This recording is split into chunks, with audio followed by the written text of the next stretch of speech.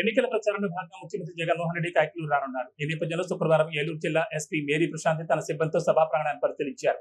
స్థానిక ప్రభుత్వ వైద్యశాల ప్రాంగణం తాలూకా సెంటర్లను పోలీసులు స్వాధీనం చేసుకున్నారు. శనివారం ఉదయం 11 గంటల నుండి సీఎం జగన్ ఎన్నికల ప్రసంగం ప్రారంభమవుతుందని ఎమ్మెల్యే డిఎన్ఆర్ తెలిపారు.